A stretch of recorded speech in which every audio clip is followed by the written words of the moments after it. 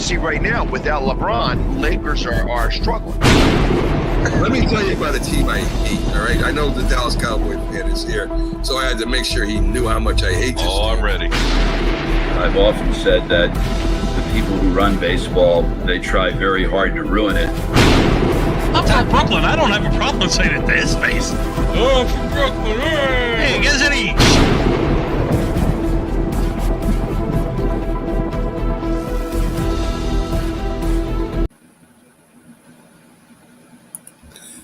This is a presentation of Northeast Streaming Sports.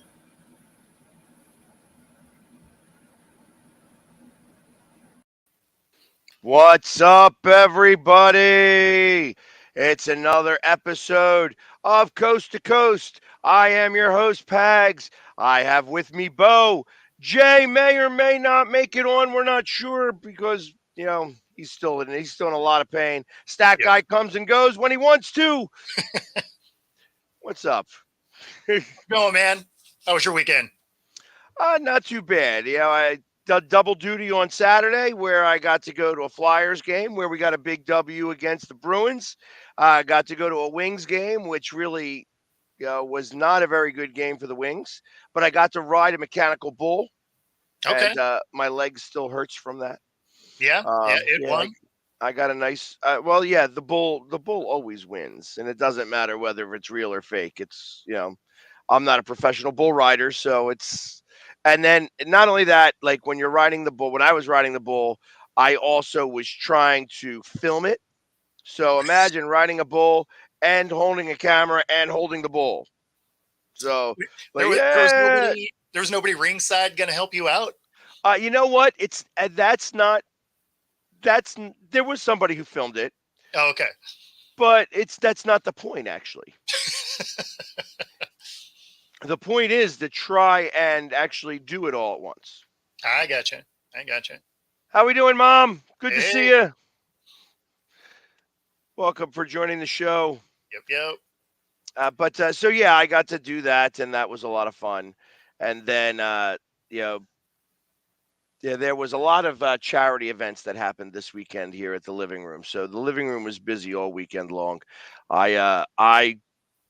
There's just certain times I'm not interested in dealing with people, and It's nothing against people. Just need to step back and be like, okay, I'm taking the day off. Yep. Yesterday was that day for me. I just was like, all right, I'm not going to go to any games. There was a Flyers game last night, which they didn't do very well. And at least you didn't miss a good game. Exactly. But it's so funny because the one game I decided not to go to, they all decide to, every one of my friends or anybody I haven't seen in a long time all decide to go to those games. What's up, Brad? Good to see you. What's happening, man?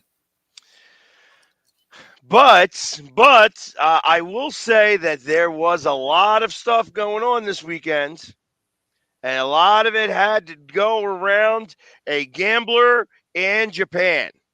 Yes, it did. Yeah. So I want to hear what you heard, and then I'll tell you what I heard.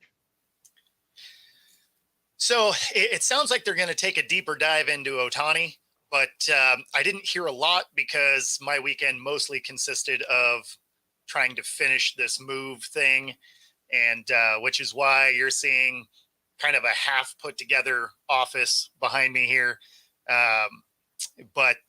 So I didn't hear a lot of news over the weekend, but mostly, I didn't even watch any March Madness. Like I was going hard trying to get everything out of boxes so that I can be done with this shit.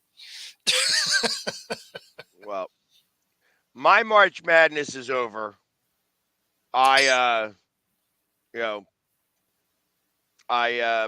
winning team is out. I had Kansas winning it all. That's not happening because Kansas was out. Maybe I should have spoken to StatGuy before I started to make those things. But either way, neither here nor there. So I'm out on March Madness. I'm not even going to watch the rest of my bracket because why bother? Yeah. But This is why I love some of the people that do follow me. I do have some people that send me stories all the time, and I really do appreciate it. You know, Chris is one of those guys. Uh, yeah, he'll come on here. Chris Lentz. Yep. He is one of the guys that sends me stories all the time, and it's like I never respond to him, but I do read them all. I take a quick peek at them and see. Yep. And he sent me one that actually had some meat on it, some real good meat. Yeah, yeah. And No. I will say he definitely is a top contributor. There's no doubt. yeah, Because the absolutely, stuff he drops, whether it's directly to you or in our comment section, awesome. exactly. And he sent me that that social media, the internet is undefeated. The Oh, internet kind of like time. yep, Time is undefeated. So is the internet. The internet is undefeated. yep. And there was one guy who went deep, deep, deep into the bets. And his guy says that, hey, Otani's been throwing games. Oh, Yeah. And I'm going to read it directly wow. from his X account. July 22nd, 2022. A bet of $1 million was placed for the Atlanta Braves to score 6.5 runs against the Los Angeles Angels, parlayed with the Braves minus 3.5. The bet was placed with a bookie in Mitsuawa, Shohei's hometown, and the, in his hometown. That day, Otani, the stats were six and a third innings pitched, 6 hits, 6 earned runs, 1 base on balls. At the plate, 0 for 3 with 2 strikeouts. Hmm. Doesn't mean that he's thrown it, but same Here guy. it is. July 4th, 2023. A bet was placed in the same hometown with the same bookie for $4.2 million on the over for the Padres run total. Guess who was pitching? 5-inning pitch, 5 earned runs while going 0 for 3 at the plate. 10 days later, I'd tell you, this guy did Timmy Smokes. I don't know who he is, but I mean, and, He's and genius, though. if he's lying, it's a big, big lie. Yeah. You know what I Yeah. Definitely send me that link because I want to read that. Yeah, I will send this over to you. But not even 10 days later, a $10 million bet was placed. $10 million. Same bookie, same town, a parlay with plus 2,500. Oh. That's $250 million if it hits. Just, is it 250? 25 million. 25 million. Yeah, it'd be 25 million. Wait, what did they bet? Astros minus 1.5. Okay. Astros over 6.5. Shohei over 4.5 runs allowed. Shohei under 6.5 strikeouts. Game total over 11.5. Shohei's line for that day: 6 inning pitched, 9 hits, 5 earned runs while allowing 2 home runs, and he went 2 for 5. 2 for 5 that day because he needed to get the over, which is 11.5, and it all cashed. That's a solid day.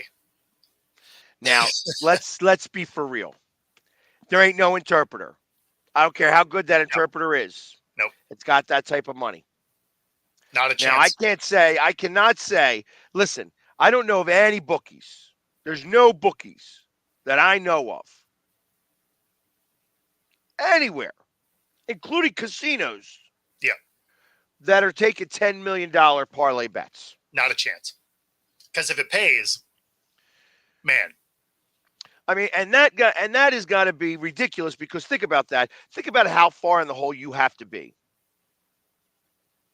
Because ultimately, it sounds like a couple of those didn't hit. Yeah. Well, a couple of them had to not hit if Otani was having to cover $4.5 million, right?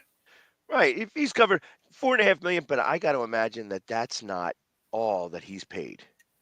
Oh, I'm sure. That was just a one-time payment. Because you notice how it was like a $1 million, Yeah, and kept escalating. yeah, 4 million, then it's 10 million. That's a lot of millions. It's a lot of millions of dollars. Now I know that this guy's got 700 million, but Maybe really, unless unless this actually ends up being him, and then Dodgers get out of a contract. I don't know if it's a good thing or a bad thing for them because they still need to.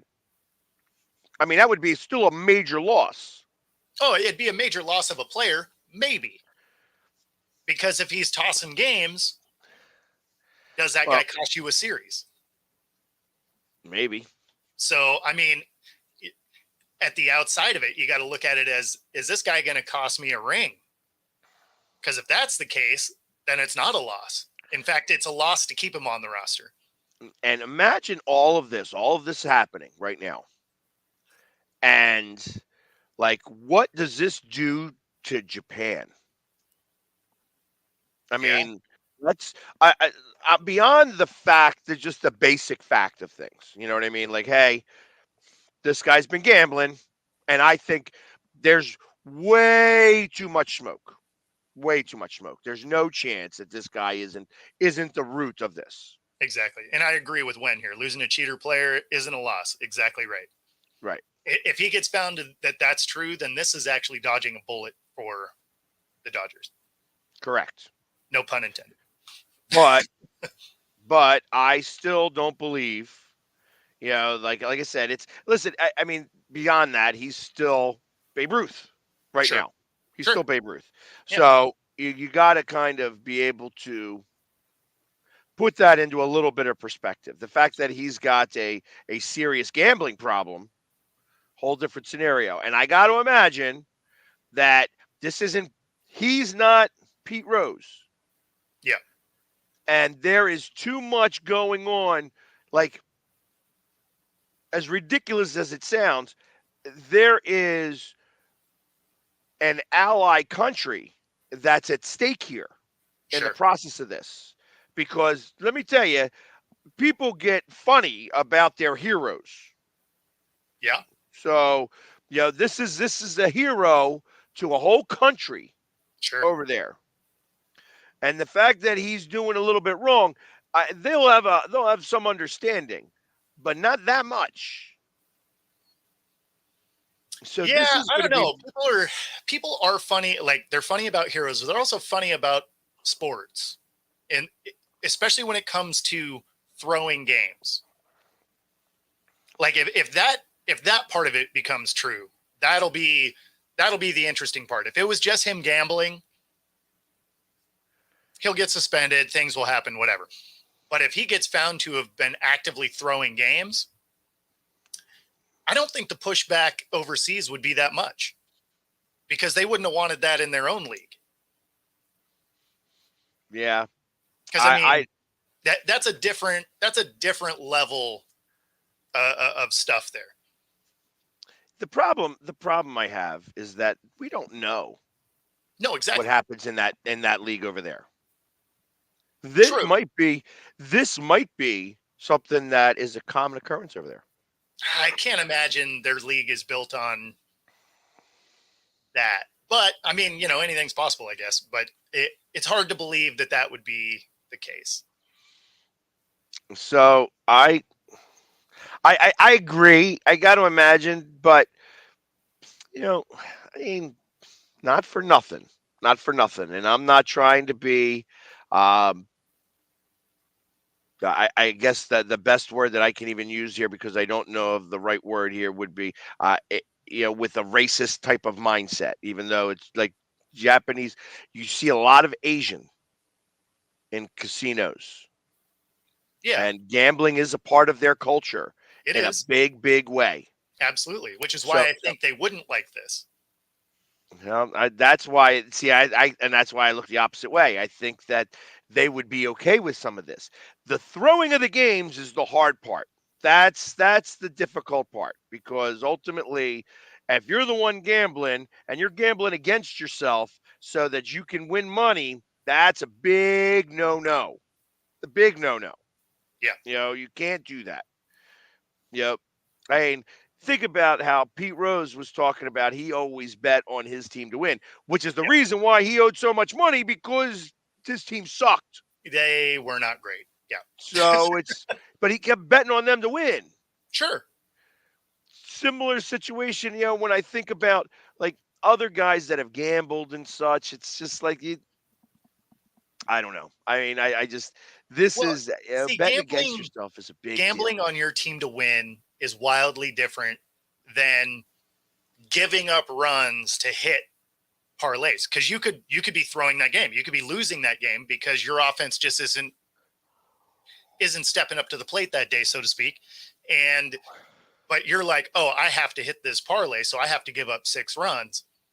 I mean, you give up 6 runs, you're going to lose that game a lot of times. Right.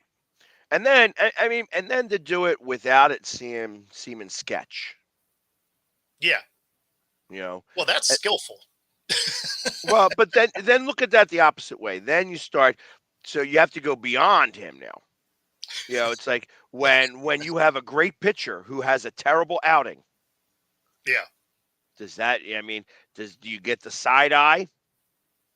I mean, you didn't, but this will make you second guess it, right? I think them constituting or instituting gambling in all of sports now, because the money is too strong. Yep. No, he's not. No, he's not. So here, the problem with Pete Rose. What I laughed about too. The problem with Pete Rose is that Pete's an asshole. Exactly. Pete Rose is an asshole. Pete Rose could have been back in baseball. He numerous times could have been back in here. Was given permission by the Phillies. He was allowed to have he came back for the Phillies to come back to honor the 1980 team. They spoke to him for a few minutes on live television, and he screwed it up so bad that they will never have him back ever again. Yeah. Talking about, Crux one nut live on air. You know what I mean? Like there's Pete Rose could have been contrite, but the problem is he's too much of an asshole. Yep.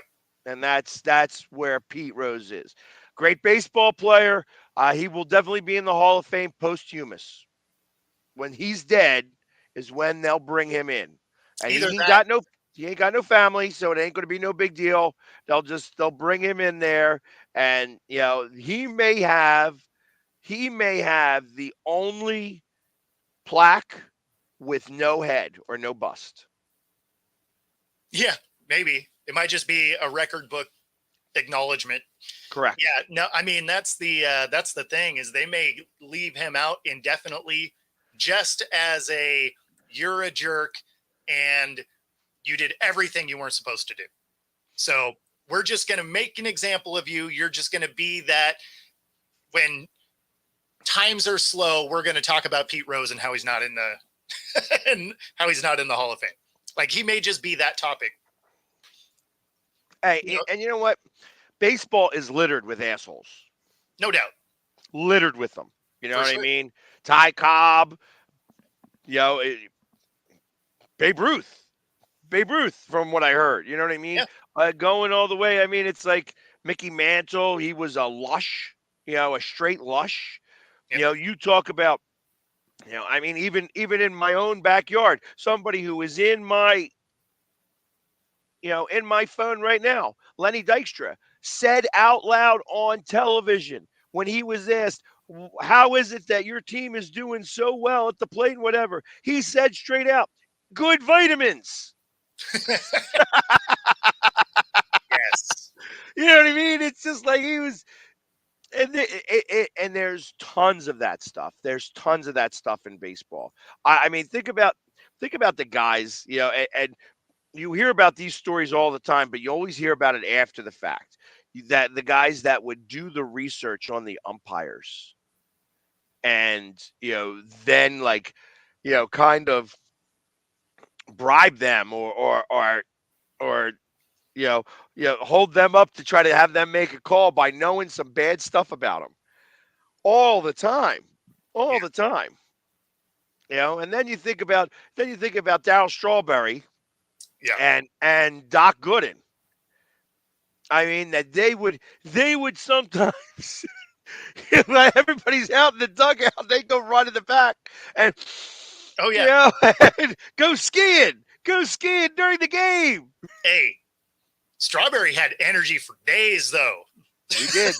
It could have been a 20-inning game. Wouldn't have mattered. Yep. Yep. I mean, hey, and it's not just baseball either. No, I mean, you think about it. I mean, I've heard plenty of stories about how Dan Marino was calling plays with his jaw going a mile a minute. sure. You know what I mean? Like that was their thing. So I mean, it's not Miami. like that. There's only angels. It's that every athlete's an angel. But when it comes to gambling, it just affects the fans in way too strong of a way. Yep. And this is going to come to a head. You're going to see, I think, very soon something very similar that happened in 1904 with the Black Sox. Was that what it was? Bring some history. That one I don't remember offhand. Where they had to cancel the World Series. Oh yeah. Or the World Series, because I mean, I've only heard the story. It wasn't White Shoes Johnson, right? Or was it who it was? It's whoever, the one guy who they said should have been in the Hall of Fame, that he had a great series and he wasn't trying to throw, and it doesn't matter because they all were bought out by the gangsters and stuff. Yeah. So that's going to happen sooner than later in a big way. And maybe it's part of what's occurring now. I mean, let's think about that. How many games could have been possibly thrown for the Angels? Sure. Yeah. And realistically, if you thought about it, I mean, Shohei played every game. Yep. How many times could you have bet him to hit a home run and hit? Like you would have probably. I mean, think about that. I mean, he's not going to have a negative. Oh, he's going up against a pitcher that should be able to. He should be able to hit a home run. He's going to have a negative 120. It's always a plus 150, plus 175. Going up against a good pitcher is going to be a plus 225 or so. Yep. I mean, that's going to be your highest. Your lowest could be a plus 100. You're not going to be minus 120 because you're so positive he's going to hit a home run. No, you're never going to do that because you're only going to get 3 at bats probably anyway. And if a Hall of Famer is going to hit 1 out of 3, that means at one time he makes contact, it's got to go over the wall. I mean, like, the odds aren't great. So, yeah, I mean, it's going to be a positive number every time. Yeah. I mean, even doing the anytime run probably was – anytime run probably may have gotten into the negative, been a negative 110. Like, if they were playing like the A's, I could see that being a negative. I mean, barely. It would be almost a money line, right? A minus 100. Right. That's what I'm saying, that you're going to have to pay the juice, the minus 110. That's just a common thing. And he could have made lots of money on himself going the opposite way. For sure. Problem is that when you start owing money. Yep. Then you have to manipulate your bet. Or if you bet on yourself and when you have your last at bat, when you're in bat the 8th inning, are you trying much harder? You're squeezing the bat a little harder. You're trying to make it, trying to just slam that home run. Yep. And you wind up striking out, or you wind up getting a single, and now you're like trying to make sure that you can get one more at bat again. Exactly. You know what I mean? So, get me back out there. Yeah, bat around, guys, bat around. And unfortunately, he's with an Angels team that was losing so many games anyways, you wouldn't even notice. Yeah, I mean, that's the biggest thing, right? Like, if he threw a game, you're just like, okay. Like, I don't know. Because that team was terrible. And on top of that, he was a 2-time unanimous MVP. Yep. Yeah, so you're not even looking at him. You're just like, oh, okay, he had a bad day. Happens. No big deal. Keep it moving. And now you have to look back at any of those losses or any of those big run games that maybe they won, but he gave up a bunch of runs. You're just like, was that a real thing? Or, because now you're second guessing his whole career if this is true. Right. And, I guess we'll see, how this is all going to play out. Yep. But, obviously that was part of the big conversation this week and is going to be ongoing because No doubt. MLB's on it now, so, and they have to. Has he officially been suspended yet? No, in fact, he talks today. Oh, okay. He actually is going to have that was the other thing sent by Chris is that he is going to have a press conference today. Okay. That'll be interesting. This. I'll have to try and make sure I catch that because I'm curious what that looks like. Yeah, unfortunately, I'm going to be an interpreter probably going out on a limb here. So, from what I understand, he doesn't need an interpreter. No, it sounds like he speaks fairly good English, but I'm guessing they're not letting the other one back in the building. No, in fact, he got fined $500,000 by the Dodgers. Oh, and that's what I heard. He got fined $500,000 and fired. Yeah, I mean the fired part, you knew that was going to be an immediate thing. The $500K, all that means is he's just going to go back overseas and probably not pay that. Or Shoei pays it. Well, that could be too. Yeah. I mean, pay him with their own money. These guys were the best of friends. Yes. So, well, and that's why I think maybe this guy's just being the fall guy for a bigger problem. Oh, no doubt in my mind that's what's going on. Yeah.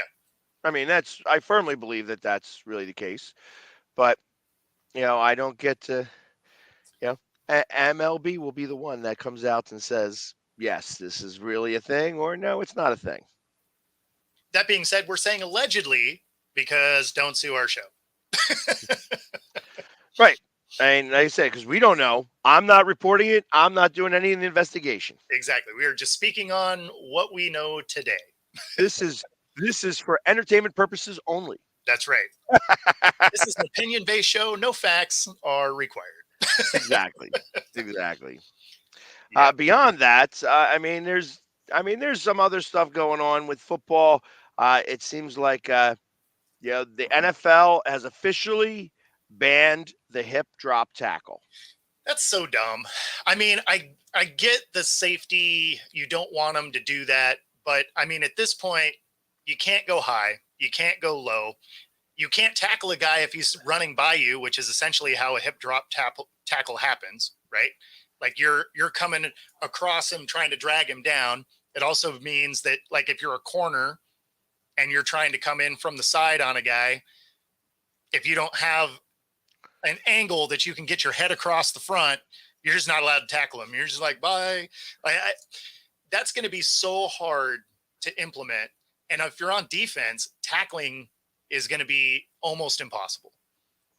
Well, so from what I understand, that they're very specific on this, that if you were to catch a guy from behind and then you forcefully drop yourself, that's in essence, they wanted to, it's supposed to have a similar appearance to a horse collar. Okay. That's what they're trying to stop. So in essence, that somebody's trying to move forward, you grab them in any capacity from the back and just pull yourself backwards this way. Most tackles, if you catch somebody from the back and you grab them and you start to twist, they're going to go down. That's what they want. They want more traditional tackling. See, the thing is when you're doing that hip drop, you're not generally just doing this. You're usually dropping back and you're landing on their ankles. Like that's just physics, right? Because as you're running, your leg comes back, you're dropping directly on their leg. That's how the injuries happen to begin with. So, I mean, that's going to be just about anything if you're trying to get a guy from the back, because you're going to try and wrap around and drop to bring them down. that's why I say, like, that is going to be an extraordinarily hard thing to not do if you're getting beat. Like, if a guy is beating you, they're almost making it so that you can't tackle him. Right. Well, no, and I get that, and I'm trying to pull up here the And maybe it full just makes me mad because I was a defensive player. And it's like, come on, guys. Like, it's already hard to play defense. Like, you can't make it so you can't make a play. Yeah, yeah, and I can't pull it up here. It seems like you'd have to look at Tom Pelissero's. He's got the full language on the new rules. Yeah, I I'm don't have. definitely gonna I read it. haven't gotten the update from the NFL yet. I get updates directly from the NFL when it comes to rule changes and stuff. They haven't been 100% official yet, so that's why I haven't received that email. That email will have all the language about that. But Yeah, I definitely want to see exactly what it is they intend to do there, because it is really going to make it hard on defenses. So yeah, I'm curious how it is they're going to implement that. Definitely want to see what the rule really indicates. Naturally, this will be, if it's, you know, a new rule, it's going to be a point of emphasis. So there's going to be a lot of questionable ones that are going to get called as well. they were Certainly also preseason. right. They were also discussing getting a third challenge if you have one successful. If one of your challenges is successful, you get two challenges. If one of them is successful, you get a third challenge. Oh, In instead of both?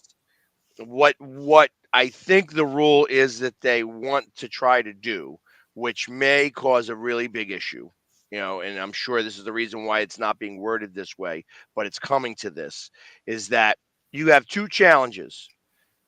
You get to keep it if your challenge is successful, it creates a successful turnover of, you know, change of the call, you keep that challenge. Sure. That's in theory what they're trying to do.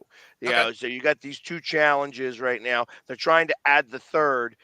Truth of the matter is that if the moment that they add the third because one was successful, they will change that rule again to be like, hey, every time you get a successful challenge, you haven't lost the challenge. I don't think they'll do that just because of the amount of time it adds to the game. Because for whatever reason, that is a huge point of emphasis against all leagues. They want to speed games up. Right. They want to speed games up. However, again, this goes back to the gambling. You know, they are going to now get the call right. Getting the call right is more important than the time taken in the game. So that's where this is all going to come into play.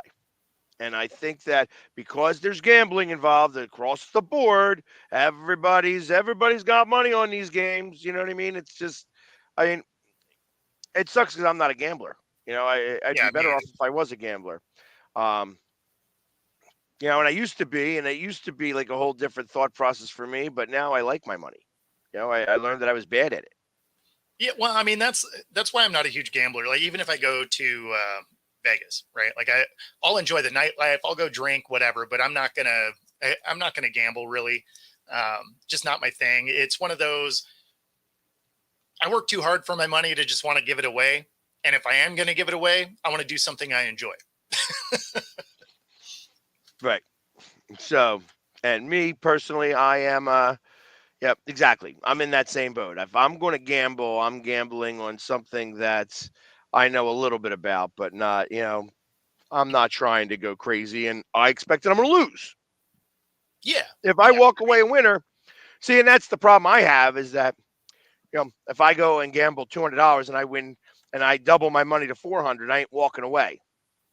Sure. Because I'm trying to double that to $800, which is ridiculous because I only had 200. You either have 200 and you walk away with 1,000, or you lose $200. Most of the time, and 98% of the time, I'm walking away $200 shyer than I had. No doubt. Previously. Yeah, because, I mean, the only bets I'll probably make is, you know, like during the season, doing just some straight up money line bets on some games. That's about it. And only because I do a pick'em show anyway. So I'm already doing all the research and everything for it. So that's pretty much the only thing I'll throw money at sometimes. And even then it's like pizza money, right? Like I'm not dropping real money on any of it. Exactly. Beyond that, like I said, since we're always just talking about gambling, they still haven't really discussed. They've discussed it a little bit, but they haven't had any real proposal to change the kickoffs yet, and that's the problem here. They're being wishy washy on. They know that they have to change it. Yeah, they don't know how. And well, they've I mean, pigeonholed themselves into this situation. I still think they're going to try the one that they proposed. Like in the preseason, I think they'll probably like roll it out, see what it does. Yeah, I just don't see it. Usually they don't do that. Not in preseason. They do that with other leagues, and like that's. But this is a hybrid of what they did in the XFL, so they've seen it happen. Like they've seen that it can be effective. They've put a little twist to it, but they've seen that it's been effective, and they've gotten all of the special teams coaches on board with it because it's something that at least allows that phase of the game to be competitive again. Because when you're looking at the kickoff now, it was like 22% or 23% were returns. Other than that, they were touchbacks, and then onside kicks there was 5% that were converted. So is it perfect? No. Does it take some elements of the game away? Yes, but only sort of, because it's not like there was a lot of surprise onside kicks anymore because your kickoff line doesn't get a running start anymore. So it's much harder to convert it already anyway. So, I mean, a lot of that element of the game was already taken away. So at this point, does this change make it look a little funny? Sure. But do we see a lot more returns? Absolutely. And I think that's why they ultimately will end up going with it. It's not perfect. Yeah, I don't know. I mean, I think it would be just easier if you had them kind of set up like a normal play. No, like, I mean, you never see these problems happen with punts. Yeah. Well, and they've been talking about that potential option as well, right? You start, I think it's you're on your own 15 or something like that, and it's a 4th and 15. So it would have to be maybe it's starting on your own 25. Yeah, 4th and 15 to get to the 40. Yeah, and like but having a punt kickoff, punt it instead of kicking it off. Yeah, Just well, get away with the T. Do away with the T. It's a punt play. So that's not really the issue they ran into. It's because you have that separation between the two lines on a kickoff that you don't have on a punt, right? But that's what I'm talking about. So do away with the kickoffs. Oh, okay, and just do it as a free kick kind of thing. Yeah, it's you are punting the ball. Okay. You are punting the ball move it back up to the 35-yard line. Sure. That's where it should be at, not the 30, or I think it's at the 35-yard line anyways, right? Yeah. Right now. Because, I mean, the Eagles were the worst. It didn't matter if the ball made it to the end zone or not. They were like – and realistically, that's why onside kicks could never work anymore. Yeah. Because all the guys got to do is go like this, and they get the ball at the 25-yard line. Yep. Then it doesn't matter. It doesn't matter the fact the only ball went 10 yards. Touchback. You know what I mean? So it's. Yeah, I think there's a distance that has to cover for that to be accurate. But I don't think so. I don't think they marked that down in the rules. Yeah. Because truth of the matter is that, like I said, there was plenty of kickoffs at the Eagles. Like I said, this is at the Eagles where they would kick it off. The ball would land on the 5-yard line. And Boston Scott would have his arms out, and it'd be a touchback. No. That for sure. I think it has to go a certain distance. I think it has to be like I think it has to land, behind the 20 for them to be I don't think it had to. Huh. I don't Interesting. think I don't I'd be think they curious to announced see the that. rule like that. I'd be curious to see that. That's the problem. So If anybody's watching that wants to do a little research, let us know if there's a rule on that, because that would be, I mean, that would basically make onside kicks not capable at all. right, because all you're doing is sticking your arms out and you got to touch back. Yeah. No, Now you're not getting the ball where you're going to get the ball. It's just very odd on that rule. Very odd. Yeah, I would be curious to see. There has to be a distance requirement for that. I don't think they put it in the rules. That's the problem.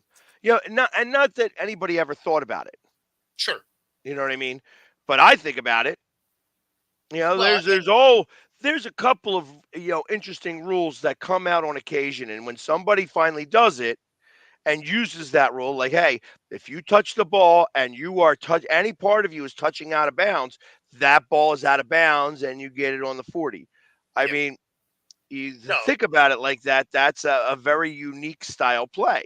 Well, that's like when the Ravens on I forget what it was. I think it was a 4th down, committed a penalty on purpose to get the 10-second runoff and the game. When they first brought that rule out, they're just like, oh, we were going to have to punt this back. They were going to have a shot. We commit this penalty. 10-second runoff is automatic. Game over. Right, and they don't have any timeouts to stop the 10-second runoff. Now the defense does have the ability to decline. To decline the penalty and say, okay, no 10-second runoff. That's that. Yep. Well, because of that, they're like, oh, you exploited this rule. We didn't think that all the way through. Let's go ahead and amend that. And if they do implement the new kickoff rules, then I would imagine there will be a fair amount of that as well, where there's going to be some tweaks to it. I was talking to a special teams coach about this rule, and he's like, the part that he brought up that I didn't even think about is how are some of these, play before penalties going to affect it? Does it just move the ball or does it move your line back? Like, how does that affect your kickoff? If you were using this rule, say you did something on the scoring play and it was going to be a 10-yard penalty that originally you could select would either be once you get the ball or on the kickoff, right? Well, if it's on the kickoff, does that move the ball? Does it move your front line? What exactly does that move? So, I mean, there's definitely elements to it that probably have some tweaks that'll happen if they do bring it out. Yeah, I'm not sure anything's going to change this year. That's kind of what I'm getting at. Like, there's just too much to try to figure out in general with this rule for it to not be. Yeah, KC better not get Aaron Donald. We'll just put it there. I don't think that's going to happen. Yeah, that's because when you retire, the Rams would have to trade the rights. That's the other thing. They still have his rights. That goes back to the Tom Brady rule. Yep.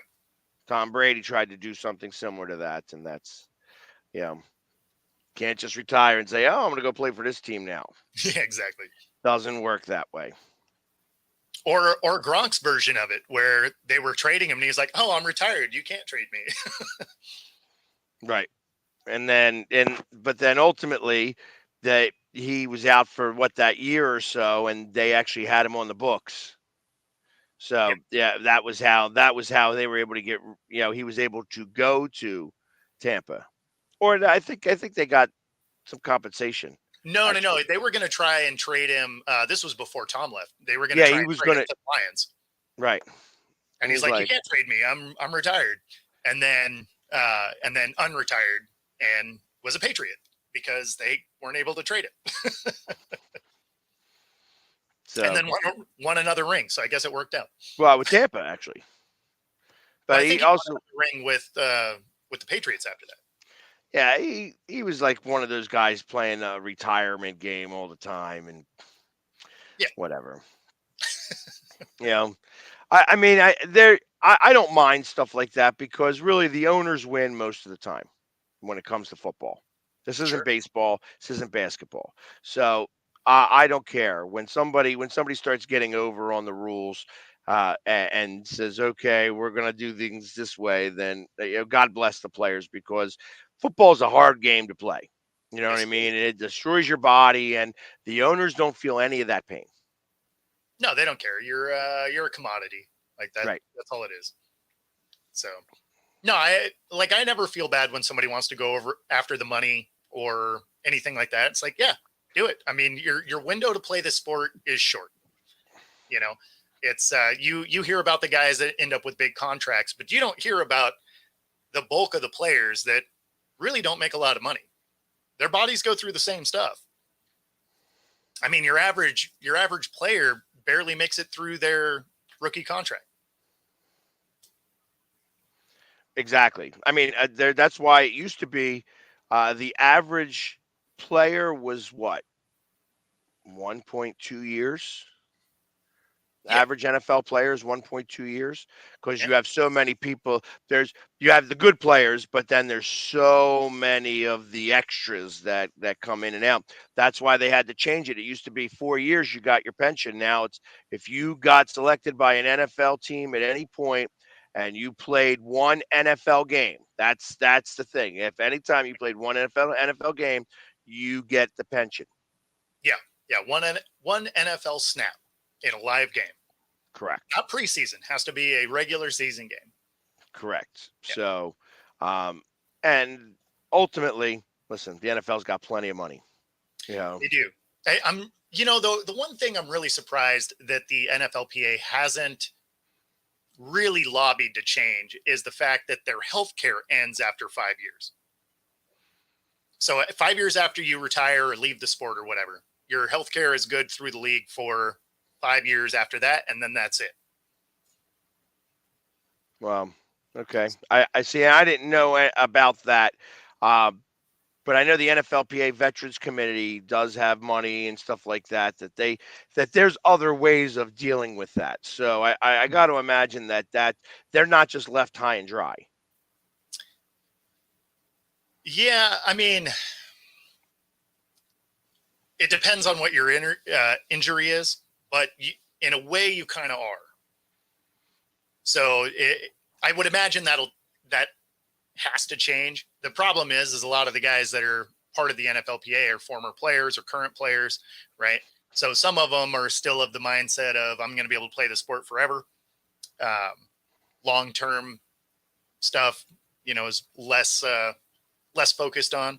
But I would imagine the way things are changing now, that the next time their collective bargaining comes up, which I think is 2 years from now, I would bet that you see that get extended. Understood. I just came across this story and the headline just almost made me laugh out loud. Jones confident in Cowboys despite free agent exits. We've got Dak. Man, where is Jay? We got Dak. We want to get it done. I think we have been in a situation where we can get it done with less. Well, you couldn't get it done with more, so I guess we'll find out. Exactly. Like, hey, God bless. God bless Jerry Jones. I hope he stays alive forever. Keep getting them blood transfusions. Keep going down to Costa Rica and getting those stem cells and making yourself feel strong and happy. Start dyeing your hair black and That's looking great. like you've got the new fountain of youth. Yep. Nope. That's why I liked that Amazon series, right? They had the Cowboys. It was called All or Nothing. And, it was nothing, as it turns out. And I tell you, some of these coaches are cracking me up. I mean, obviously they're trying to figure out something to talk about, so they're having a hard time too.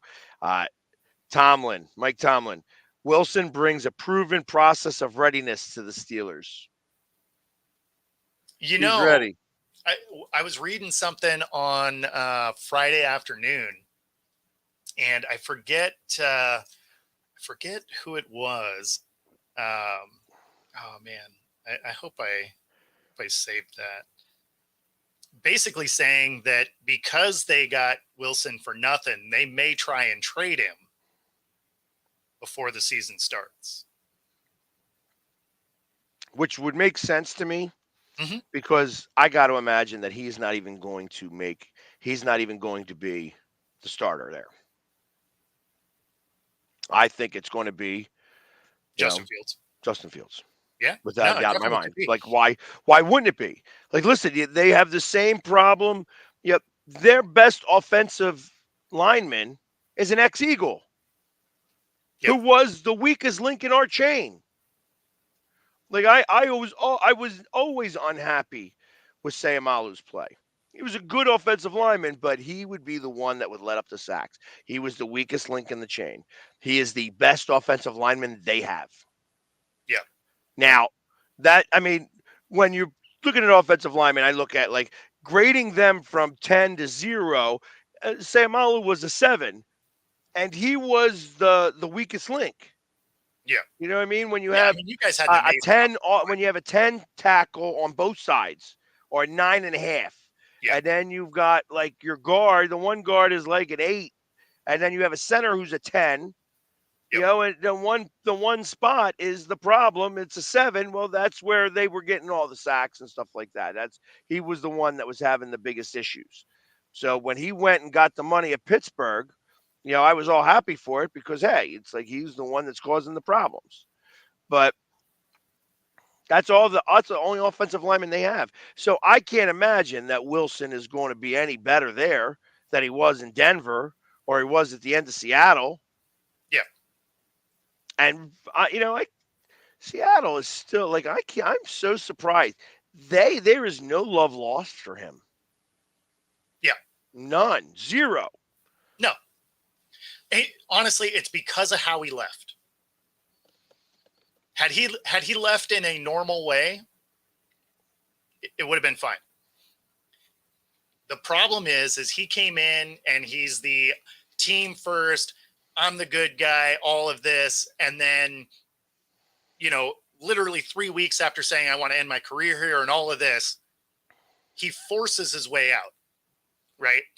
And it's like, it leaves a bad taste in your mouth. It's one of those, had he been upfront about it, hey, I want to try and continue my career somewhere else or whatever, that's fine. But if you're like, I want to be here forever, I want to try and win more championships here, and literally turn right around and be like, these are the teams I'm playing for, get me out of here. It's like, dude, you still have 2 years on your contract. It's not like you were, coming up at the end of your contract year or something. Like, you still had 2 years. You're just like, I'm just not going to play here. I mean, yeah, that rubs people the wrong way. That's why people in the Northwest have a lot of hate for A-Rod, because he did the same thing to the Mariners to go down for his $272 million contract with the Rangers. Was, I want to be here. I like being a Mariner. And then, took the biggest payday ever at the time to go down to the Rangers, which again is fine if you're upfront about it. But when you do it in a disingenuous way, it makes a lot of your fan base mad. That's why when you look at, the fall for Tiger Woods, right? He had branded himself as the good guy, whatever, and then nailed every chick ever. Whereas if you look at Charlie Sheen, who you hear about doing, some hookers and blow, you're like, yeah, it's Charlie Sheen. Like, you don't think twice about it because that's the image that he created. But if you're going to create yourself as this good guy, team first, love the city, whatever, and then you immediately turn around and be like, whatever, just get me out of here at all costs, then yeah, no, your fan base is like, oh yeah, you can suck it. Yep.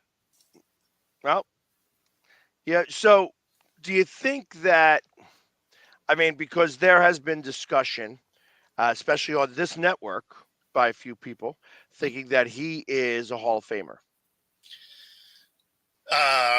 Wilson? Yes. Oh, he'll get in. You think? 100% he gets in. Why? So I understand that people will be like, oh yeah, he won a ring based on the defense, which, large in part true, especially, if you watched that Super Bowl Like he wouldn't have had to run down the tunnel the way the defense played. But that being said, if you look through the first, I think it was like the first 8 years of his career, he set like every rookie or, every record during that span. So it would be really hard to keep him out when you're basically setting all the records through that, that duration of time for quarterbacks all time. Then you get the, he's been to like 9 Pro Bowls. He's been an All-Pro a couple of times. He does have a ring. He's been to 2. So, I mean, there's enough there. Now, the thing is obviously the end of his career is hurting some of those numbers. Now, if he goes in and he completely flames out with the Steelers, I still think he gets in. He won't be a first ballot by any means, but I think he ultimately gets in. But, his numbers support it. The records that he broke early in his career, I think, put him good enough to get in. Yeah, Now, I am not as confident in that. Well, that's why I said it won't be a first ballot. Like, it'll be. But for you, this is the purpose I even asked this question to begin with. Mm-hmm. How do you think it would be received? Should he go in as a Seahawk, and will that be well received? So if he goes in how his career currently sits, he'll go in as a Seahawk. They won't retire his jersey. They'll put him in the Ring of Honor, right? If he wins a ring anywhere else, he will go in at wherever he wins that ring. Like if he were to have done it in Denver, or if he does it with the Steelers, or whatever his next stop probably is, if he wins a ring anywhere else, he probably goes in wherever he won that last ring. Yeah, he ain't winning a ring anywhere else, so I ain't really worried about that. I agree, but hypothetically, if he did, that's where he would go in at. Yeah, which would also be a travesty. I mean, I think that he should go in as a Seahawk no matter what. And ultimately, I think that the fan base, fans are funny. Mm-hmm. I don't want to get into the Baseball Hall of Fame because I have very strong feelings about the Hall of Somewhat Good in baseball. The Hall of But, yeah, exactly. But I was not a fan of Scott Rowland going into the Hall of Fame. I thought that he was not that good. He wasn't even the best third baseman in the National League. Yeah, when he played, you know what I mean. So I really had a hard time that he was the only one that got voted in, and that was probably because he was a nice guy. Sure, like that's how that worked. I mean, it's a voting process. That's the worst part about it. Is it stats matter to a degree, and then from there, it's do the people voting remember that you played? And Right. because the longer you're out and the longer you're in that waiting period, I mean, Sheffield not getting in was the prime example of that. The people voting didn't see him play, because if you did, he would have got in. Right, and still should get in.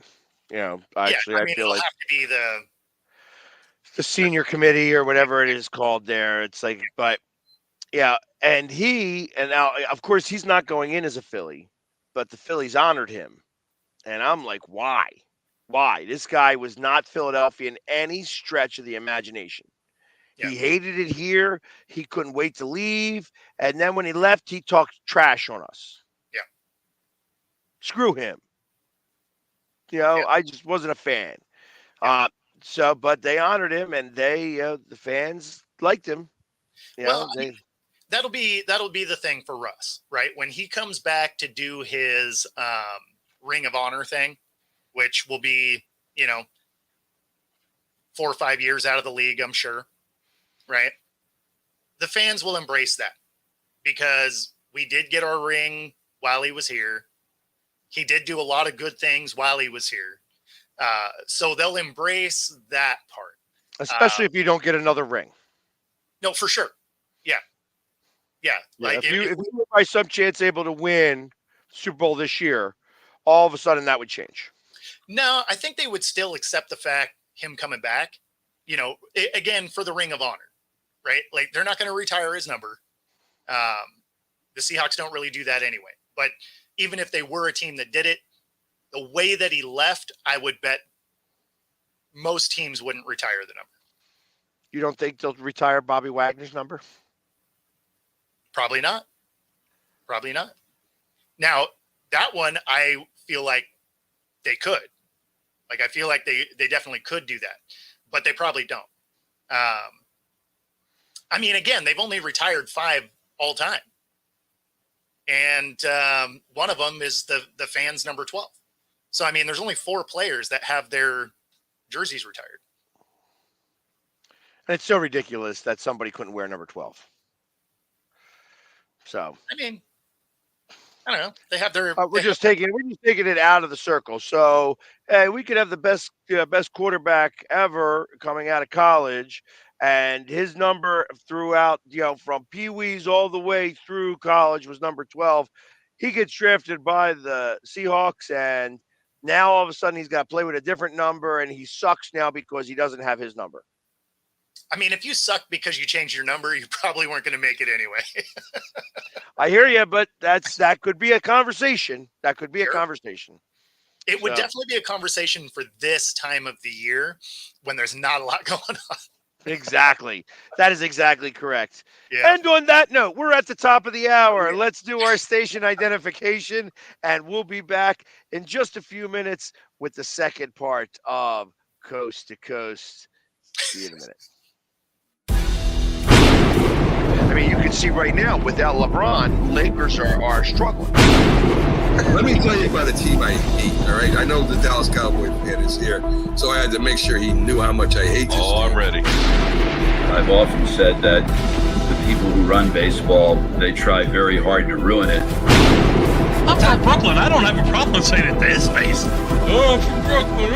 Hey, get any.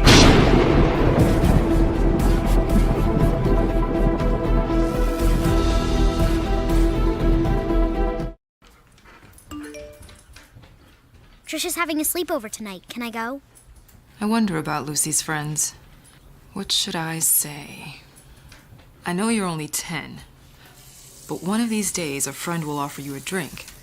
And alcohol at your age can lead to so many things. None of them good. So can I go to the sleepover? Lucy, I want you to promise me I something. finished my homework. Bigger promise. If there's any drinking, I want you to say, "No thanks, not my thing." Mom. I promise you, your real friends won't care. Deal? Sure. Really? I promise, Mom. They really do hear you. Did you pack your toothbrush? For tips on how to start the talk, visit underagedrinking.samhsa.gov. A public service message from the Substance Abuse and Mental Health Services Administration. Sometimes, all you need to change your life is a sign. A sign that says, "Hank, this is the place you've been looking for." And sometimes that sign is an actual sign that's mounted to a building. One second, I'm looking at a sign. I know what you're thinking, and no, I don't love V-dubs just because I'm a buffalo with wings. Frankly, that's offensive and reductionist. Cause this place, come on. It's like they took beer and made it into a place and then gave that place sports and chicken wings. And the people, Cuba, the best. Oh! What the is going on, Marty? This isn't a game, this is trivia! Yeah, this place is kind of like heaven. You know, without needing to get hit by a bus. Let's go, sports bar! Supporting the needs of our veterans.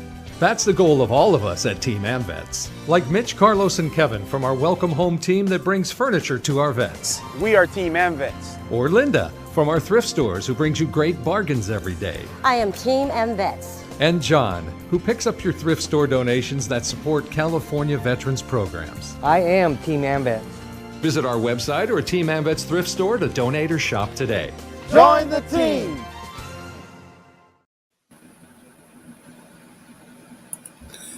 This is a presentation of Northeast Streaming Sports.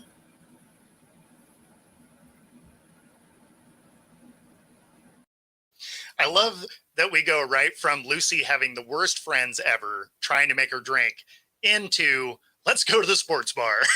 Hey, listen, you know what? I never even looked at it like that. I actually have other commercials that I could put up there too about No. drinking. It makes me laugh every time. There we go. So, and starting tomorrow, we will have the new commercial come out for our Monday. Next Monday, we are 1 week away from this happening. The day after Easter, Easter Monday. Absolve all of your sins. That's right. Easter Monday with our hater show. Yes, if you are a hater, you come on to the show. We're going to talk about it. It's the actual hater show, and it's coming on Monday. Absolutely. So, in fact, I might even paint my face for that one. Okay. Yeah. Let's just go do it, because ultimately the game's at 6:40 anyways. So I'll be going to the game. Nice. And so on and so forth. But Monday it is.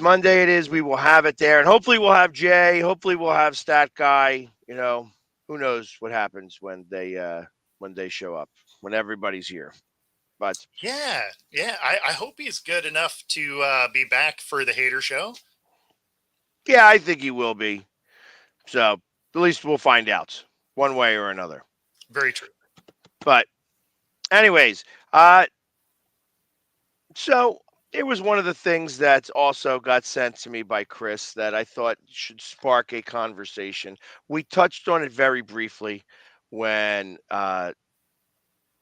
we talked about Aaron Donald and how he just retired, and that Travis Kelce on the podcast talked about, hey, if you want to come back and win a ring in December, I'm sure we're going to need some help around that time.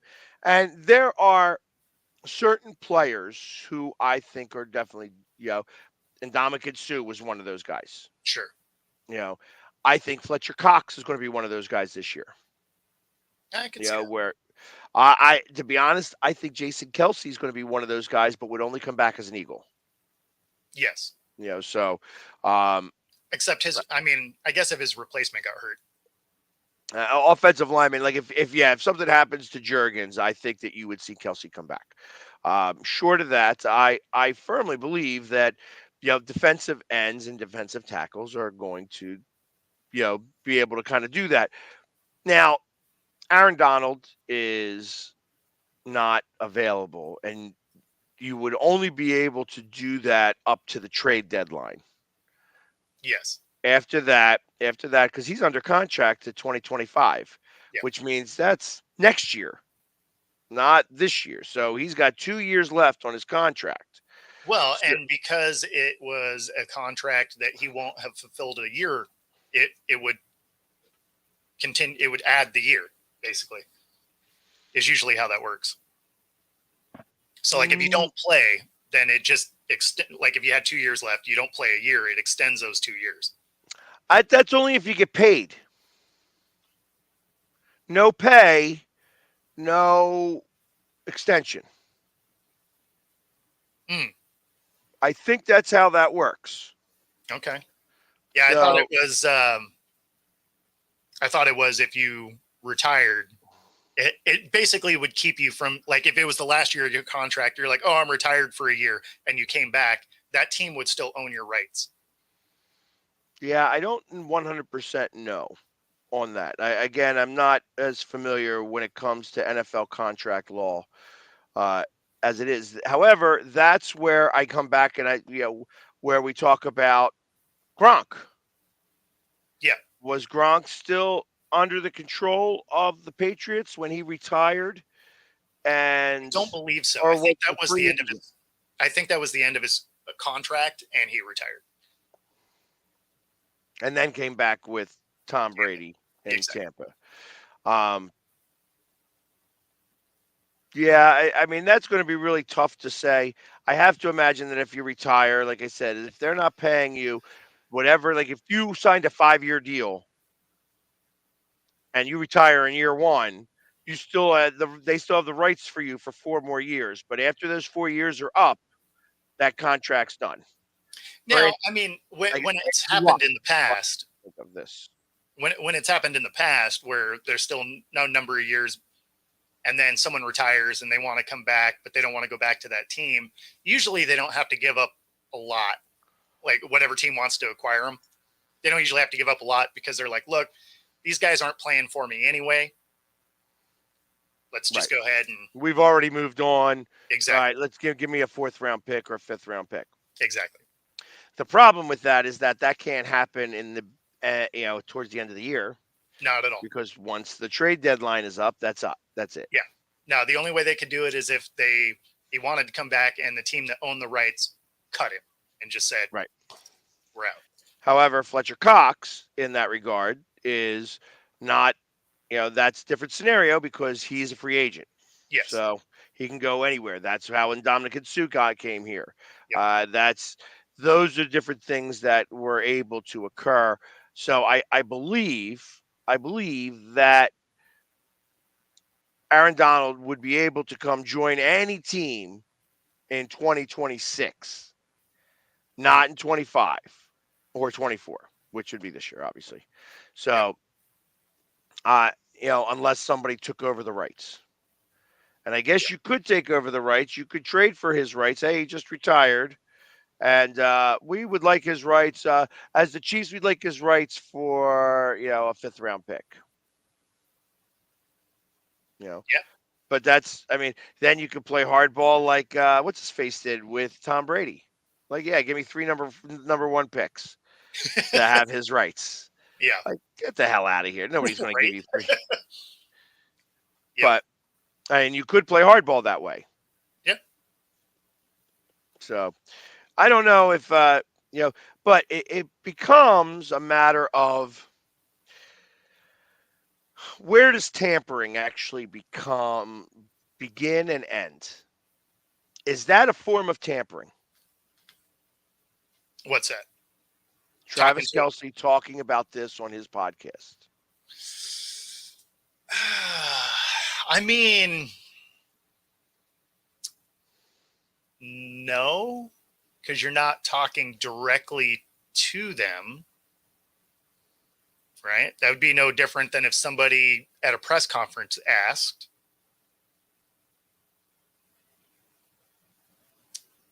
So you're not necessarily. I tell you, I'm just waiting to see if there's more that comes along with this. I don't know that I'd agree with that. Yeah. I mean, think about this. I mean, now, there's a lot of players that have podcasts. Not all of them are as popular right now as the New Heights podcast. So a lot of these things are going to happen in much smaller ways where, most people aren't really paying attention. And if somebody says something weirdo and then 3 people report it and then it goes viral. Yeah. Here, it's the opposite. Everything he says is going viral because you have millions of people watching it, because you have a million people who know nothing about sports that are involved. And because of that, it starts to turn the algorithm that everybody gets to see it. So there's no doubt in my mind that his words there were heard by Aaron Donald. Oh, of course they were. No. It's not that. I mean, but there's ways to lobby without tampering, so to speak, right? Which is why I said it'd be like if somebody were to be like, "Oh, is there anybody that you'd like to add to your team this year, or whatever?" If you're at a press conference, you'd be like, "Oh yeah, I mean, Aaron Donald would be good." Like you can do stuff like that because you're not calling Aaron Donald. or, anything like that. Right. So, I mean, it's, you're playing in that gray area of that tampering rule. So, I mean, I can see how it could be viewed that way, but they're looking at, did you make the phone call? Did you see him in person? Things like that. Just sending it out on TV, on the radio waves, whatever. That doesn't fall into it. That's the freedom of speech element, right? So I think that's where they get around it. But I get what you're saying. I mean, it's tampering without tampering. Well, so I think about this in a different way. All right. Okay. I remember now, I think it was, close to 6 years ago, where the Phillies signed one Bryce Harper. Yep. And during his press conference, he mentions that he took a little bit less money because there should be some money left over for a guy who's going to become a free agent in 2 years, who would be great to have on as a teammate. And everybody knew who he was talking about. Sure. He didn't mention a word about his name. Yep. And ultimately, MLB still thought that was considered tampering. Really? They didn't do anything because ultimately what that spawned was a new contract for Trout. Sure. He wound up getting that $450 million contract. Yep. So ultimately, it didn't work the way he wanted it to. However, it was thought about as tampering, because if there was not any conversation beforehand, and I know that the Angels were pissed off about it. Mm-hmm. Like, hey, what the hell? Like, this guy's under contract here. What are you guys going to do about that now? Like that, they were the ones kind of pushing MLB to start that conversation. And it was a conversation. It was a real conversation there for a minute, because it's like, hey, is this really tampering? Yeah. And it's going to be it, especially now when there's tampering allegations all over the place now. Yeah. And then we have the legal tampering. Yeah. So that always cracks me up. It's like, oh, this is the legal tampering period. It's like, okay, like, so you can have conversations, but you can't. I mean, I don't know. It's dumb. That's a dumb thing. Agreed that it is dumb, but I don't know. It sounds a little hokey, and eventually it's going to have to get brought up.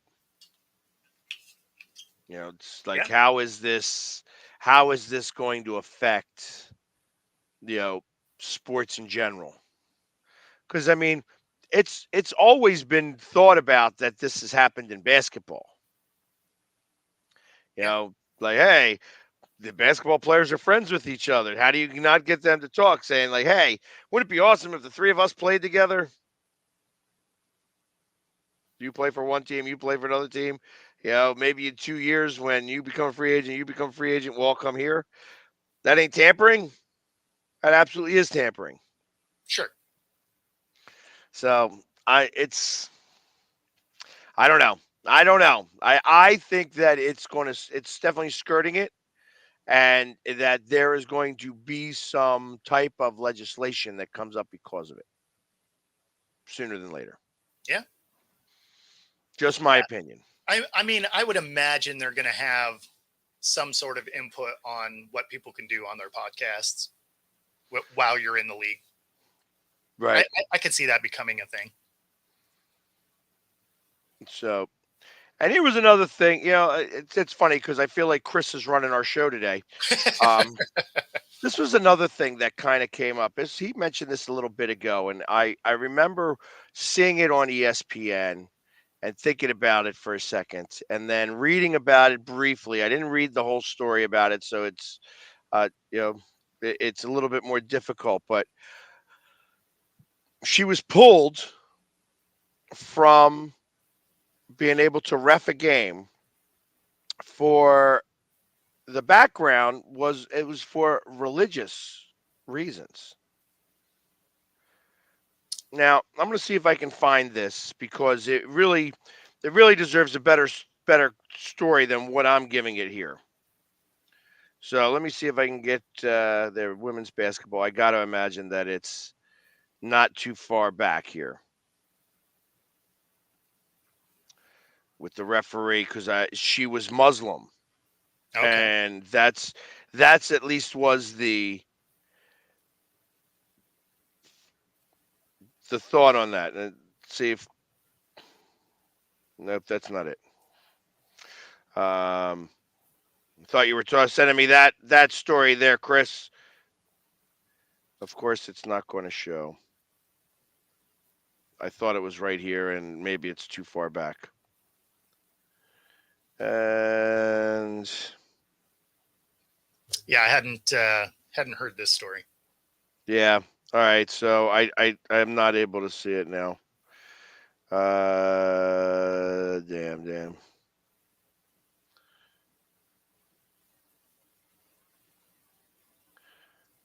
A lot of coaches getting fired though in women's basketball. Yeah. Just seems that way. All right. Nope, I can't find it. So I'll have to rely on Chris a little bit later on that. Maybe we'll talk about it again tomorrow. Yeah, but there was, like I said, she was pulled from being able to ref a game because it seemed like it had to do with religion when doing a background check. It was very odd that they even made it a story to begin with. Yeah, apparently it was between NC State and Chattanooga. Oh, and they pulled her during the game? Wow. Is that what happened? Yeah, it's replaced in the middle of the game. Wow. Right? Yeah, at halftime. For haven't quite got there yet.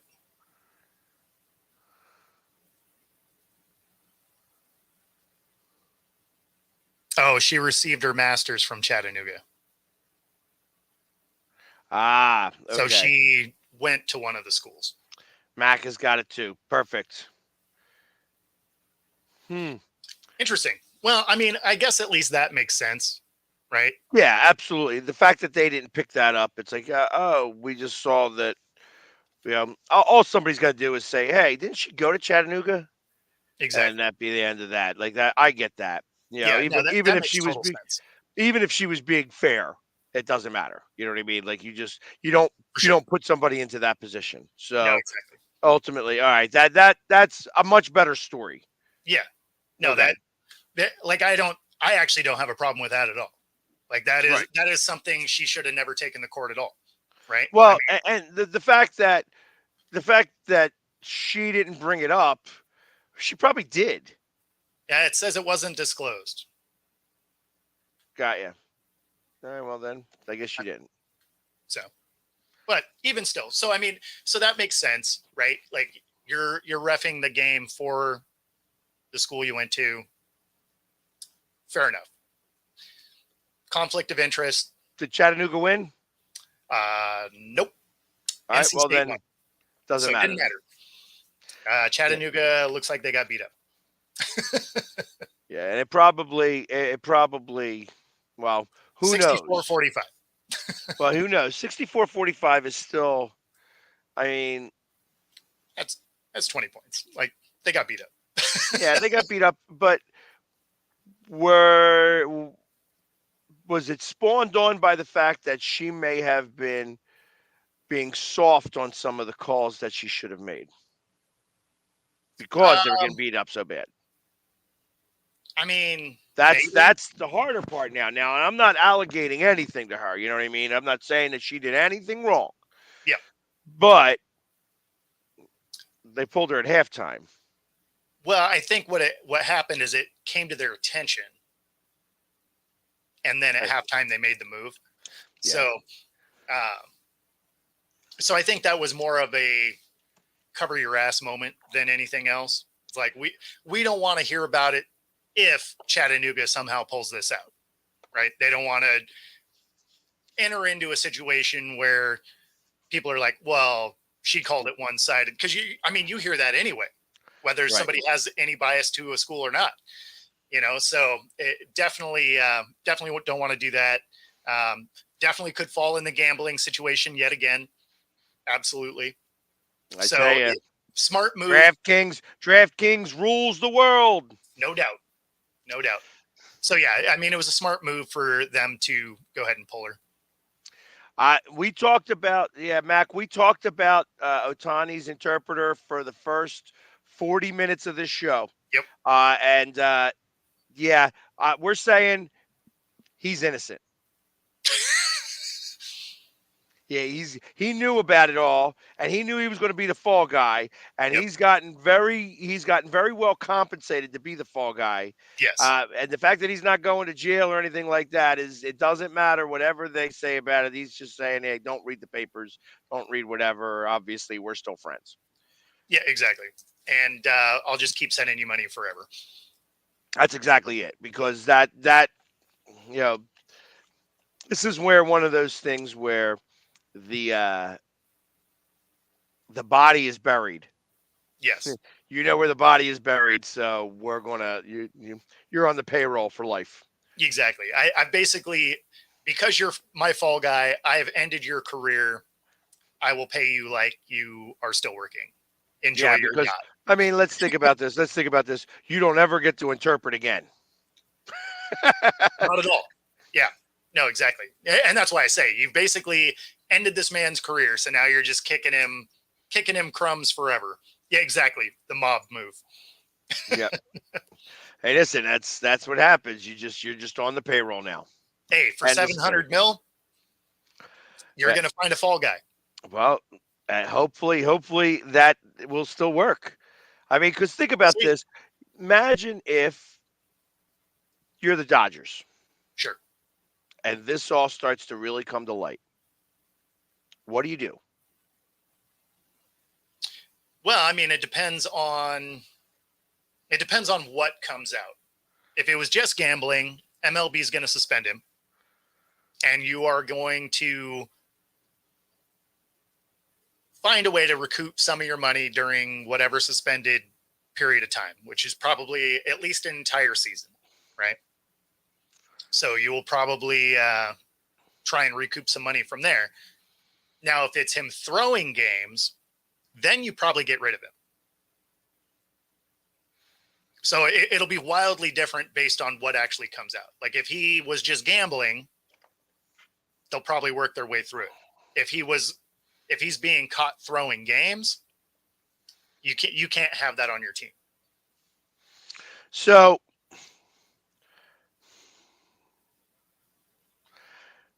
much different scenario. Yes.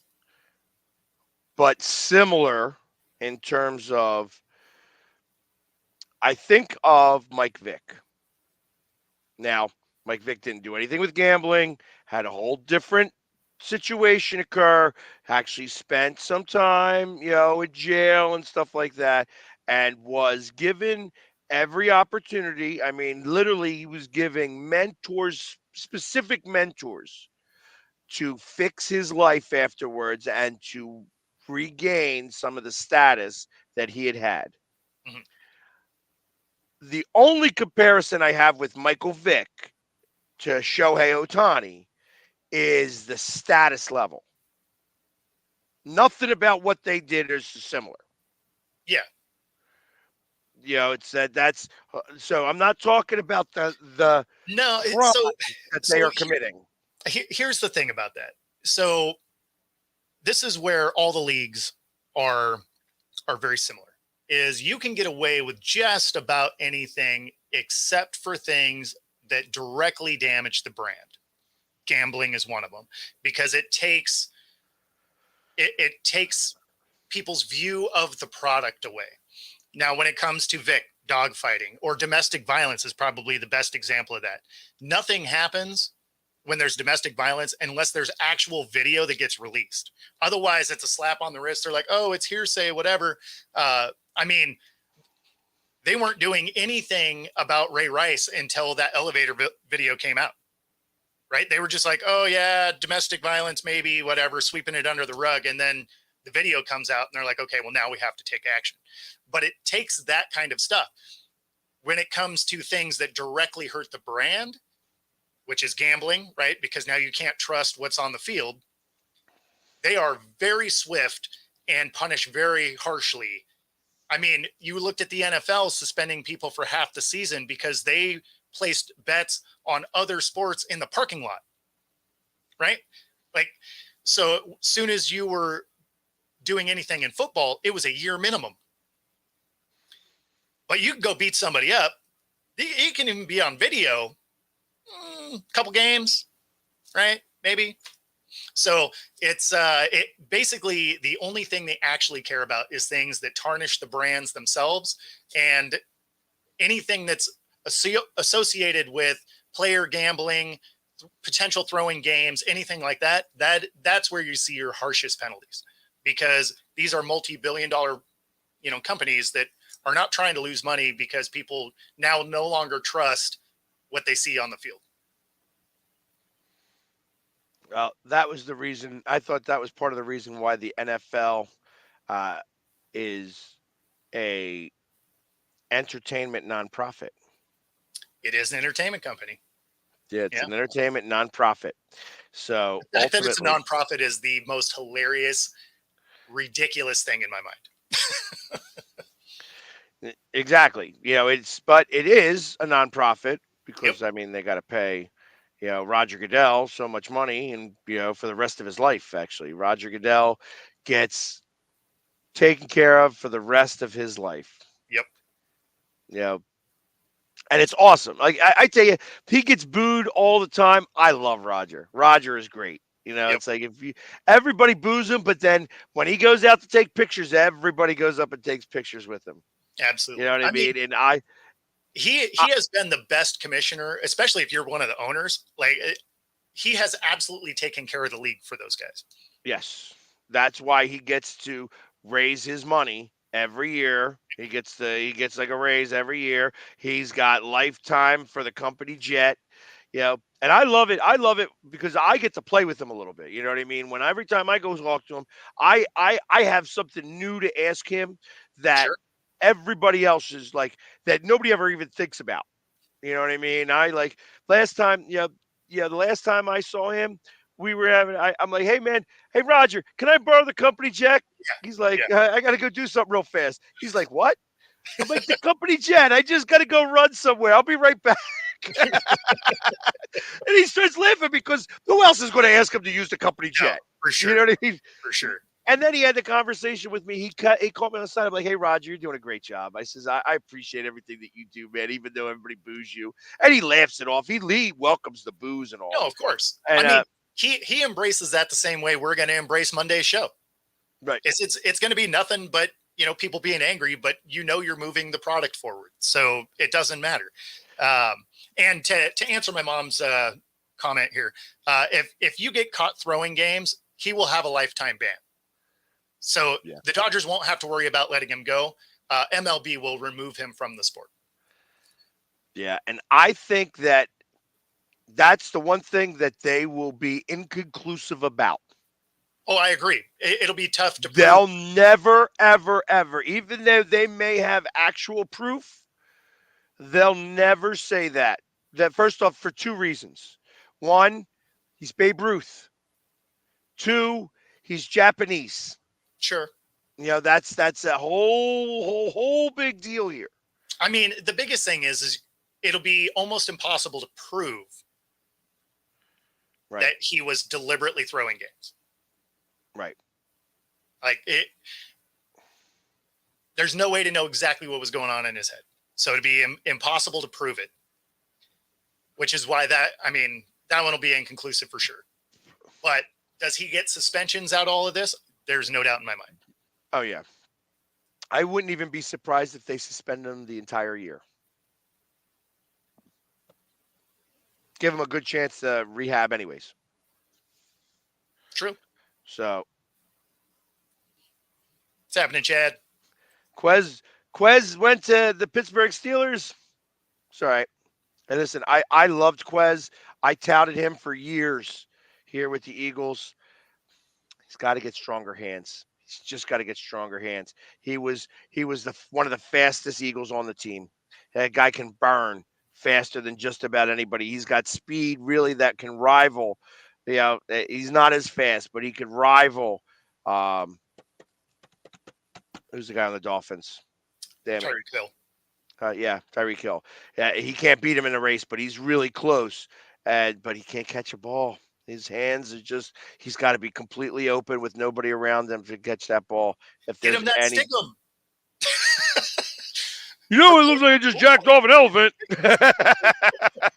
Exactly. Nope, that's exactly where I was going with it. What are they going to do? Fire you? But it's funny. Just to finish the story with Roger Goodell. So I saw, and like I said, I caught him at the draft, and he comes up to me, he goes, "Do you sleep with that shit on your face?" I'm like, "No, Roger, it ruins the pillowcases." Yeah, right. And that caught him off guard. He started laughing his ass off. But that's, I mean, that's the type of good conversations I'm able to have with him and stuff like that. In fact, I feel like he has to have a pretty good sense of humor. Yeah, absolutely. I mean, everybody watched what happened at his house during COVID, during the draft. You watched him get wasted. Yes. He was getting hammered. Just sitting there drinking the wine, doing his thing. Every time he came back on, those cheeks were more red. Oh, yeah. Yep. That's awesome. I tell you, out of all of the commissioners, I like him absolutely by far the best. I think the worst one's Gary Bettman from the NHL. Okay. Yep. I'm not a fan of baseball's commissioners because baseball is always ruining the sport. Their commissioners are always screwing things up. They seem so. First off, when you have an owner who's the commissioner, I feel like it's always going to be weighted towards him a little bit. Yeah, I was going to say that is a conflict of interest, no doubt. So I'm not a fan of that. I mean, I was even more a fan of.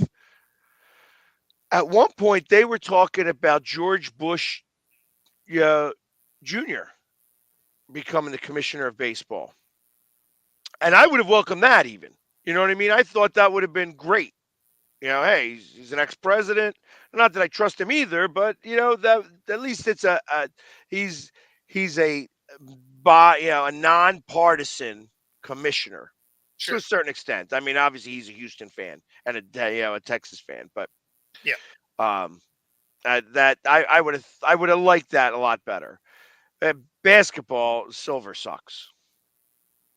Yeah, well, I mean, I haven't liked the last couple, so. Because the one before him is the one that took our team. So naturally, screw that guy. Right. And everybody's still angry about it. Like I tell you, everybody I talk to from Seattle is bitter. And I don't know if a new team would actually get embraced very well out there. Well, we get to keep our Sonics name is the thing. Right, but even a new team. It has to have ownership from Seattle, with very, very strong Seattle roots. Don't be somebody who's from the East Coast trying to go into Seattle and do this. Like I'm the savior. I brought basketball back to Seattle. I don't think that works here. I think it could because they've been starved for it long enough. Like if it was a short period of time, I think you're right. But now it's been so long that I think the city would embrace whoever brought it back at this point. They would just be like, whoever brings our team back, you're all right. Well, we'll see. We'll see if that really occurs. I feel like that's a definite. that Seattle is definitely going to be one of the next team, but you need to. Yeah. So. No, I mean, for everything that I've heard, it sounds like it's going to be Seattle and Vegas. Yeah, and then I guess they just have to, like I said, they have to move. Well, New Orleans is in the West, right? Yeah, which I think they just swap over to the East. Yeah, that would make the most sense. So, yeah, but like I said, my thought is that they need to have really strong Seattle roots because you just don't want an outsider coming in. Well, what you'd want, whether they're an outsider or someone from Seattle. Now, it would probably be someone from Seattle anyway. But if it was someone from the outside, you'd want someone that you feel confident wants the team here, right? You don't want them to have some weird, we want to try and move the team again, in the next 10 years or whatever. But yeah, I mean, that's the only thing I can think of. Because I mean, even when they moved the team originally, it was because Seattle wasn't building a new stadium, whatever. But it's not like the attendance was bad. So it's not like fans weren't in the stands or anything like that. That was just they wanted to move. And what Stern, right, was the commissioner before. And, he was just like, go ahead. Like he always had a thing against Seattle anyway. So as soon as there was the opportunity to like stick it to him, he's like, oh yeah, we should do that. You can move wherever you want to move. Doesn't matter. Well, and since Silver is, Stern's little stooge, basically. Yeah, I hear you. And I'm not a fan of Stern either. Like all the commissioners of baseball were just bad. So who never going to end up on this show is either one of those guys. Hey, listen, I would love to have them on. Because I would love. I want to ask a lot of questions. There are lots of questions that I have. You know what I mean? Because being a commissioner's got to be not very simple either. And especially with basketball being such a, player-centric sport. Right. Like, how is it that you are able to kind of make that all happen in a way that makes any sense? Like, that's where it really comes down to. Like, okay, how do you make it all work? Yeah, I mean, it would be an exceedingly difficult job. I'm not saying that at all. I mean, obviously that's true. And both of them have had long tenures at this point, right? So, I mean, it's not like, obviously they weren't terrible at it when it comes to the money-making portion of it, which is realistically the biggest part of their job. But from a fan's perspective, especially in our case, because our team went away, immediately you're like, yeah, that guy sucks. Right. No, he went from suck to blow. Yep. Well, I can imagine that's part of the reason. Like I said, and everybody that I ever talked to about, yep, you're already too late, Chris. Yep. Chad already had it.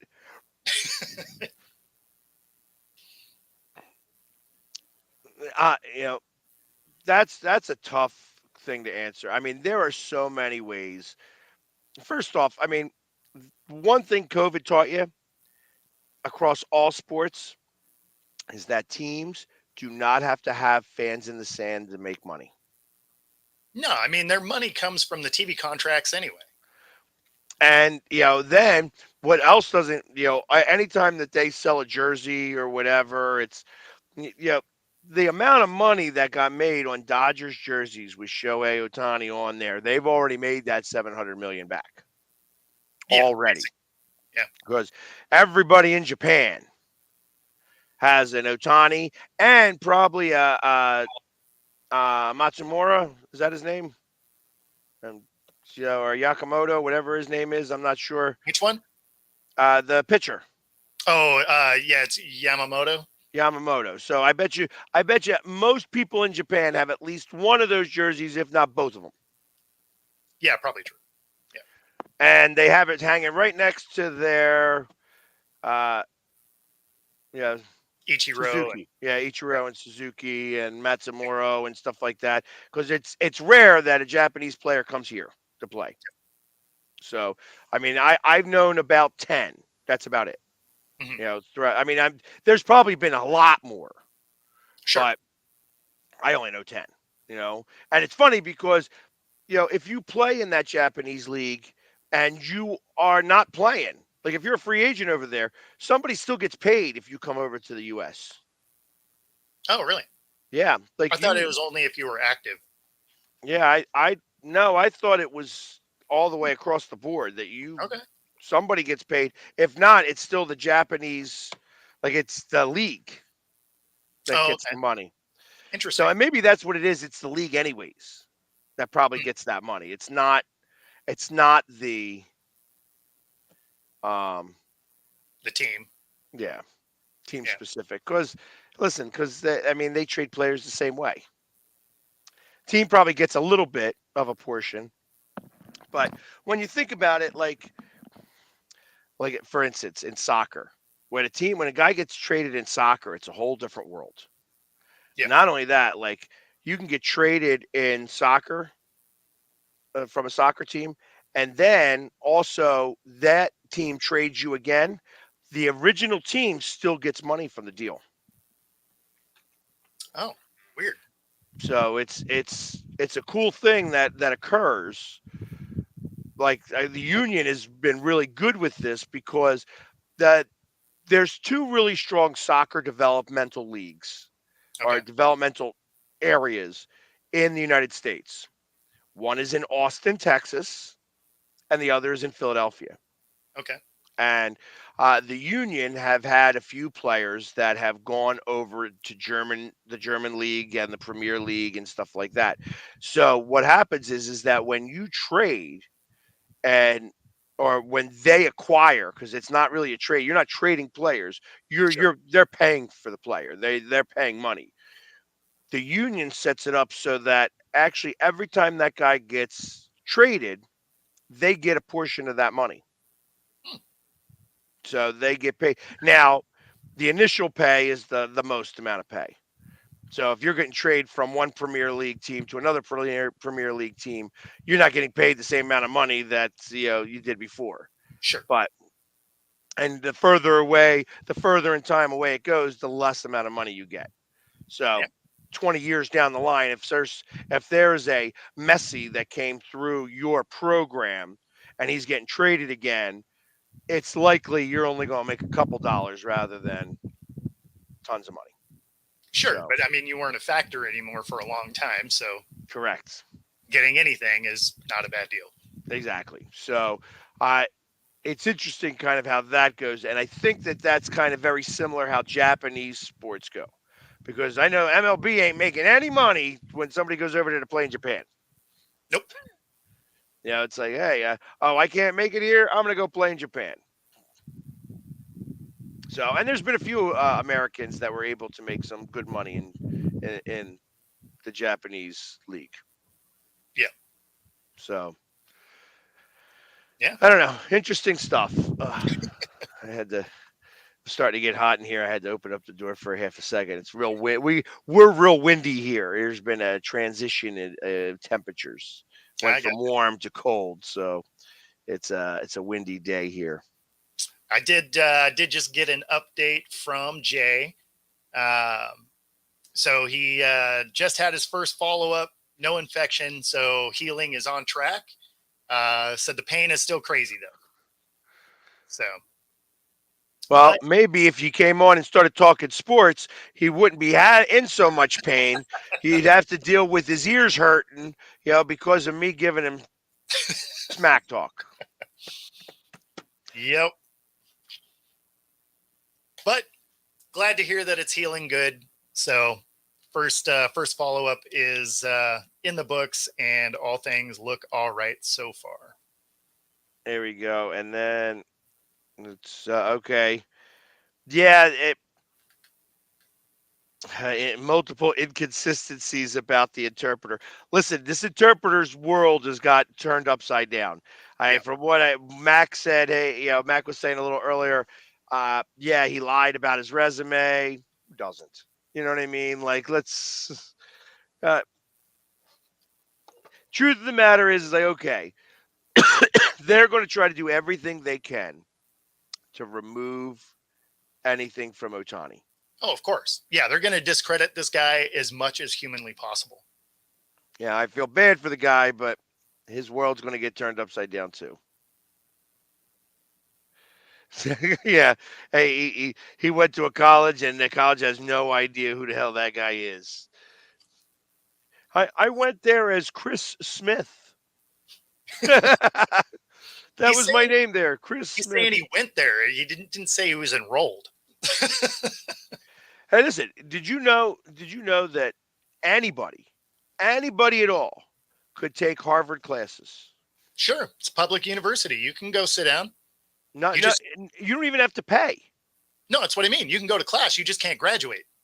Correct. You don't get any of the credits until you pay for them. Yep. But you could take all those classes, and those, not only that, like they have to grade your stuff. Like you could pass all of those tests and everything and just not pay for it and have a whole, so probably what he did. That's probably what he did. Probably didn't pay. That's what I would have done.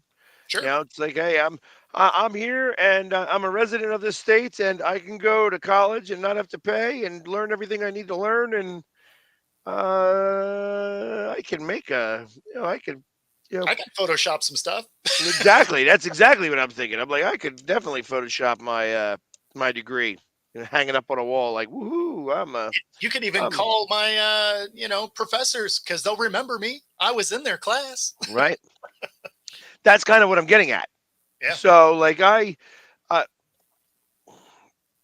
ultimately, his name's going to get run through the muck, and Ohtani is still. You're going to find that it was him. At the end of this, there's no chance that somebody who's gambling that much is going to stop gambling. No. That's what I believe. But, if he gets this fall guy, it'll work once. Right. Next time you're busted. Next time you're Michael Jordan going to go play basketball because you are going to go play, basketball because you're getting for baseball. Yep. I don't know who that is, and it doesn't matter to me. He might be a great player, but I've never even heard his name before. He's Zamet. So, yeah, that doesn't move my needle even a little bit. But what does move my needle here, and I'm gonna just play this around us here right now. What's up, everybody? Philly sports guy here. And are you a hater? Are you somebody who does not like anything that I do? Are you somebody that is always coming onto my page and talking smack? You're the one I want to talk to. April 1st, I'm having a show where you get to tell me face to face why you don't like the Philly sports guy. You know what? And I'm going to let you talk. I'm going to let you get it out. I'm going to talk about your feelings and why it is you don't like me.